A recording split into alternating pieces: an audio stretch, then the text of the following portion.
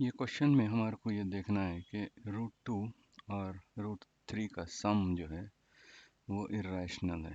तो इसके वास्ते हम पहले रूट टू इर्रेशनल है प्रूफ करेंगे, और वो प्रूफ के वास्ते हमको ये मेथड ऑफ कॉन्ट्रडिक्शन यूज़ करना है। कॉन्ट्रडिक्शन का मतलब ये है कि हम पहले कुछ समझें, उसके बाद उस वही रास्ते पे चलते जाएं, उसके वो रास्ते पे चलते चलते हमको मालूम होगा कि ये गलत रास्ता है।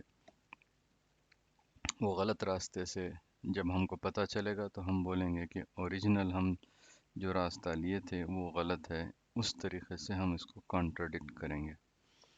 तो अब ये देखें आप, रूट टू है, तो रूट टू को हम पहले एज्यूम कर लेंगे कि भाई ये रैशनल है।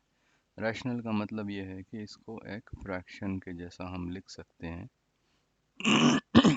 ऐसा a बाई बी, और a और b के बीच में कुछ कॉमन नहीं है, तो a और b को और सिंप्लीफाई नहीं कर सकते। तो इसको क्रॉस मल्टीप्लाई करके हम, ये हो गया root to be equals a. इसको दूसरे दोनों तरफ स्क्वायर करने से टू बी स्क्वायर हो जाएगा ये, और इधर ए स्क्वायर हो जाएगा। दोनों तरफ स्क्वायर कर दिए। अब इसका मतलब ये हुआ कि ए स्क्वायर जो है वो टू से डिविजिबल है, divisible by two. Divisible by two इसीलिए है क्योंकि बी स्क्वायर जो है वो एक इंटीजर है और बी भी इंटीजर है। और since A square divisible by two है और बी जो है इंटीजर है, तो ए भी डिविजिबल बाई टू होता है। ए भी डिविजिबल बाई टू रहेगा। तो ए डिविजिबल बाई टू का मतलब ये हो गया कि ए जो है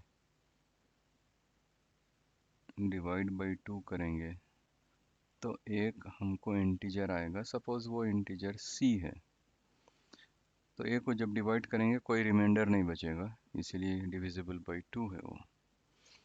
तो इसको फिर क्रॉस मल्टीप्लाई करके हम a इक्वल्स टू सी हो गया। दोनों तरफ a स्क्वायर कर दो, दोनों तरफ स्क्वायर करेंगे तो a square equals four c square हो गया। Four is c square. तो ये जो a square equals four c square हो गया, इसको हम ये to b square equals four c square कर देंगे। राइट, इसलिए करेंगे कि ए स्क्वायर की जगह रिप्लेस कर दिए फोर सी स्क्वायर, तो ये बन गया b square equals to c square. तो इस तरीके से हम ये वापस इसको बताएंगे कि अगर b को हम टू से डिवाइड करेंगे तो सी स्क्वायर बनेगा। और c जो है एक इंटीजर है, यहाँ हमको मालूम है c इंटीजर है और सी स्क्वायर भी इंटीजर है। तो इससे ये पता चला कि बी स्क्वायर और b दोनों डिविजिबल है टू से। वही सेम लॉजिक है, ऊपर ए स्क्वायर के लिए यूज़ करें, बी स्क्वायर के लिए वैसी लॉजिक। तो अब हमको मालूम हो गया कि ए और बी दोनों डिविजिबल है, दोनों डिविजिबल है टू से। इसका मतलब कि ए और बी को टू से डिवाइड करके हम और सिंप्लीफाई कर सकते हैं। जबकि हम शुरू में ये निकले तो हम बोले कि भाई इसको सिंप्लीफाई नहीं कर सकते, मगर ये रास्ते पे जब गए हमको ये पता चला कि ये दोनों को सिंप्लीफाई कर सकते हैं। तो ये जो है कॉन्ट्रडिक्ट हो रहा है, यहाँ डिविजिबल बाई टू बता रहा है और यहाँ कोई भी कॉमन डिविजिबल नहीं है। तो ये कॉन्ट्रडिक्शन हो गया। ये कॉन्ट्रडिक्शन से हम बोलेंगे कि हमारा जो ये एजम्पशन था ये रैशनल है, ये एजम्पशन गलत है, इसीलिए रूट टू जो है वो इर्रेशनल है,